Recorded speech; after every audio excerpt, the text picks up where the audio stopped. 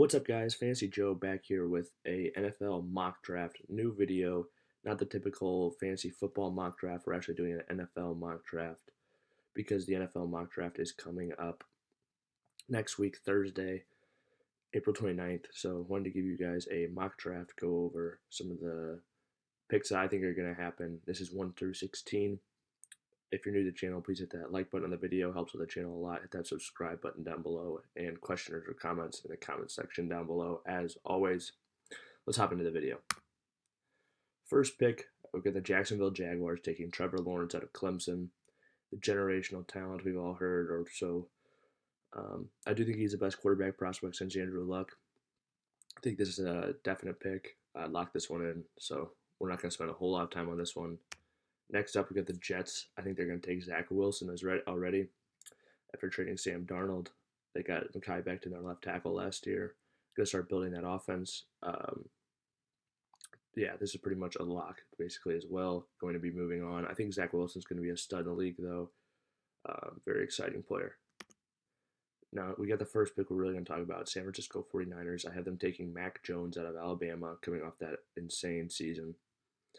Now, the reason I have them going Mac Jones is I just think systematically it's just what they're looking for a little bit more than Justin Fields. I think Justin Fields is a little bit more raw. I think that's what they're thinking. I think they get Mac Jones in there. They see him as an upgraded version of Matt Ryan. Not off the bat, but as a prospect. And I think that they think they're going to be able to do what Kyle Shanahan was able to do so well in Atlanta with Matt Ryan, with Mac Jones, and maybe even have a little bit better one. Get that quarterback on that rookie deal so that way they can pay Bosa, they can pay Fred Warner, they can play some of those defensive players.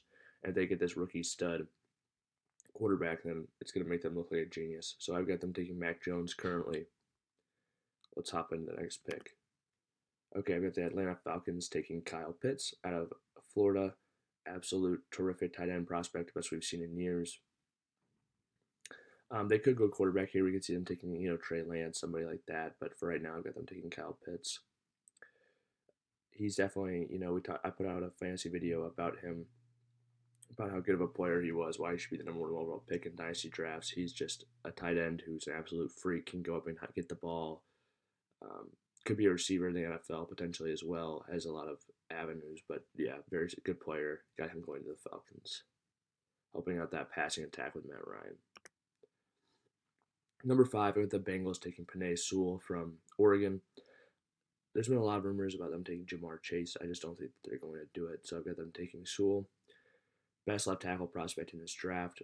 At 19 years old, earned the highest graded PFF season they'd ever recorded. Allowed 1 pressure that year, I believe, as well. And that was at 19. Now he's 20. Going to be getting, he's 6'5", 323 he played at. Thinking he's going to put on a lot more weight as well. Not a lot more weight, but get, stronger as he goes from 19, 20, gets to 22, 23. I think he's going to be a lot stronger by that time as well. So I've got the Bengals going with Sewell, protecting Joe Burrow's blind side, passing on that receiver. I think they'll have good receiving options in the second round. Don't have to spend the high pick on Chase when you can draft a left tackle like Sewell at 5. I do have the Miami Dolphins selecting Ja'Marr Chase, though. I think he's an absolutely terrific receiving prospect. The first unanimous receiving prospect, according to a poll, since 2007, when it was Calvin Johnson. Kid's an absolute stud. Dominated his sophomore season when he was 19 years old as well at LSU with Joe Burrow. Have him going to the Miami Dolphins, giving Tua another weapon. This is a good tackle draft class as well. Maybe they can snag a tackle at one of their later picks, their later first-round pick. But yeah, I have them going Ja'Marr Chase here. Let's move on to our next pick. So I have the Detroit Lions taking Rashawn Slater. Played very well, earned a 90 overall grade according to PFF his junior year, I believe. Played really well against Chase Young in 2019. That's the game everyone always talks about. I had the Detroit Lions taking him, though, because I think that they need to work on those trenches a lot. I don't think they're going to start to rebuild with drafting another quarterback after acquiring Jared Goff. If Justin Fields or somebody actually gets this far in the draft to them, I could see them taking somebody like that potentially, but I think they will try to build around Jared Goff just because I don't think they know how far away their roster is. They're going to try to get some offensive linemen, defensive players. They need receivers desperately as well. Get some talent around that quarterback position before they go get that quarterback as their last piece, I believe. But who knows? We'll see come draft night. Number 8 pick, I have the Carolina Panthers taking DeVonta Smith. I think they just see too good of a receiver and too good of an option. They got Robbie Anderson's going to be a free agent after this year. They can snag DeVonta Smith, give Sam Darnold a superb weapon for the next 4 years potentially. Give him every chance in the world to succeed. I could see them taking tackle here if Rashawn Slater was still here, but he's not. Have him, obviously going to pick before the Lions, but could see something like that happen. But yeah, I have him to them taking the Heisman winner here, coming off of the incredible receiver, best season a receiver has ever had in college football. Goes to number 8 to the Carolina Panthers. They're not too worried about his weight concerns. At 9, I have Micah Parsons, the off-ball linebacker, going to the Denver Broncos. We've seen Vic Fangio take Roquan Smith when he was in Chicago, take other linebackers. It's a really important part of his defense, that off-the-ball linebacker who's a stud and who's fast. Micah Parsons is all those things, can rush the passer a little bit. Not an edge rusher by any means, but can help in that area a little bit at least. And yeah, I see the Broncos taking him here. I could also see them taking corner potentially if their medicals check out Caleb Farley, somebody like that, or J.C. Horn, Patrick Surtain, all those names if they have somebody in mind. But I don't think it's as big a need for them. I think they'll go Micah Parsons here. Number 10, speaking of Caleb Farley, the best corner in the draft, in my opinion, I have him going to the Dallas Cowboys. He's 6'2", 207. Last played in 2019 as well with the opt-out last year, but was superb when he did. Hurt his back deadlifting before preparing for the draft.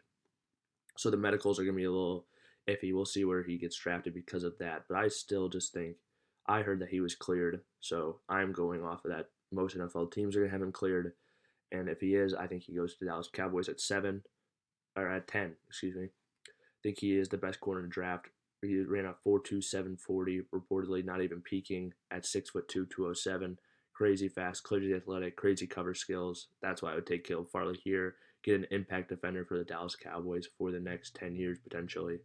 And at a spot at corner that they desperately need an impact player since losing Byron Jones. Moving on to pick 11, I have the New York Giants taking Patrick Surtain, the second out of Alabama. Reason being, I just don't think their corners are very good. This isn't a very Dave Gettleman-esque pick, but I think that with a kid like Surtain from Alabama, he's going to take him anyway, just because they desperate needs a corner so bad. They were able to get 40 sacks last year without an edge rusher, big-time edge rusher name. And like I said, with the Giants, they might not this isn't a great edge class. So I wouldn't mind taking a corner here as a strong corner class.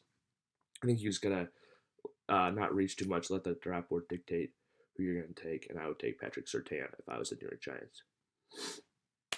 Moving on, we have Justin Fields going to the Philadelphia Eagles. I had no trades in his mock draft, obviously, so some of these quarterbacks fell a little bit, but I do think if a quarterback of Fields' quality was able to fall to 12 to Philadelphia, I think they would take him and have Jalen Hurts compete. I think that's the one thing that I'm a little bit off on Jalen Hurts because of the lack of weapons and lack of commitment from the team. I just don't think there's a guarantee he starts all 16 games. I think there's a good chance they go draft a quarterback to come in and compete with Jalen Hurts. And we see this happening here with Justin Fields going to Philadelphia. I think he could be, the guy. I believe in Justin Fields a lot. I think he should probably go to San Francisco at 3, in my opinion. But we'll see what they decide. But yeah, it's very interesting to see if this were to happen in a real draft. I do think the Eagles would take him. I just think he's too good of a prospect to pass up at 12. So I have him going to Philadelphia and competing with Jalen Hurts. Next pick, we have the Los Angeles Chargers taking Christian Darrisaw out of Virginia Tech. They did have a desperate need at left tackle. Darrisaw is a great pass blocker. I think this would be a great pick for them. Obviously, you hope somebody like Slater could fall to 13, but I don't think there's a big difference between him and Christian Darrisaw and pass blocking. Darrisaw is an NFL-ready pass blocker as far as you can be coming out of the college game. And that's what they need, really. They were 32nd in the league in the offensive line last year, according to PFF. They need to protect Justin Herbert. Christian Darrisaw can come in, play left tackle, and do this day one. They already have Brian Bulaga at right tackle, signed Corey Linsley at center. So they need that left tackle spot. They need to address that left side of the offensive line. It was a weakness going into last year. It's a bigger weakness now. And so I have them addressing that need here at 13. Okay, at 14, I had the Minnesota Vikings going offensive line as well, taking Alijah Vera-Tucker. Could be a guard or a tackle from USC, but very good run blocking type of player. Minnesota needs to address that offensive line. This is the way they like to play. I could very well see them taking a tackle guard prospect in a draft that's this deep at both at the tackle position and helping that offensive line. In worst case, you do slide him into a guard, and you feel like you've got a stud there. And at 14, if you get a stud guard, I don't think it's too early to be taking him or anything like that, especially if he hits and ends up playing tackle in the league. I could see him opening up holes for Dalvin Cook for a long time. At 15, I have the New England Patriots taking Trey Lance out of North Dakota State. Probably would have to trade up to get him in the real draft to get a player like this. But, I see them giving Cam Newton a year or two to develop, or let Trey Lance play and let Trey Lance develop. He's a similar quarterback to Cam Newton, too. They could use a very similar system.